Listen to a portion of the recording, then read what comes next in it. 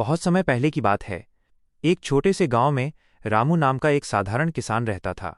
वो मेहनती तो था, लेकिन उसके जीवन में अक्सर परेशानियां आती रहती थीं। फिर भी वो हर स्थिति में एक ही बात कहता था, जो होता है अच्छे के लिए होता है।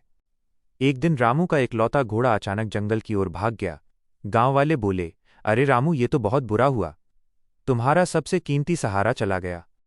रामू मुस्कुराकर बोला, जो होता है अच्छे के लिए होता है। कुछ दिनों बाद वही घोड़ा वापस लौटा और उसके साथ 3 जंगली घोड़े भी थे। अब रामू के पास 4 घोड़े हो गए। गांव वाले हैरान होकर बोले, वाह रामू, तुम्हारी तो किस्मत चमक गई। रामू फिर शांत स्वर में बोला, जो होता है अच्छे के लिए होता है। अगले दिन रामू का बेटा उन जंगली घोड़ों को काबू में करने की कोशिश कर रहा था। तभी वो गिर पड़ा और उसकी टांग टूट गई। गांव वाले दुखी होकर बोले, अब तो बहुत बुरा हो गया, तुम्हारा बेटा काम नहीं कर पाएगा। रामू ने फिर वही कहा, जो होता है अच्छे के लिए होता है। कुछ दिनों बाद राजा के सैनिक गांव में आए।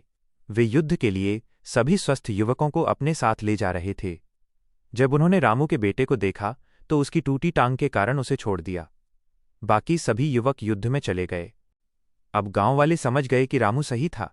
अगर उसके बेटे की टांग नहीं टूटी होती तो वो भी युद्ध में चला जाता और शायद वापस नहीं आता।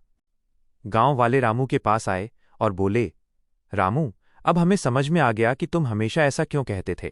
सच में हर घटना के पीछे कोई न कोई अच्छा कारण छिपा होता है। रामू मुस्कुराया और बोला, हम इंसान सिर्फ आज को देखते हैं, लेकिन भगवान पूरी कहानी जानता है।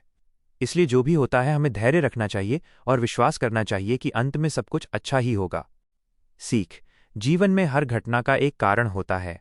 चाहे वो हमें उस समय बुरी लगे, लेकिन समय के साथ वो हमारे लिए कुछ अच्छा लेकर आती है। इसलिए हर परिस्थिति में धैर्य और विश्वास बनाए रखना चाहिए।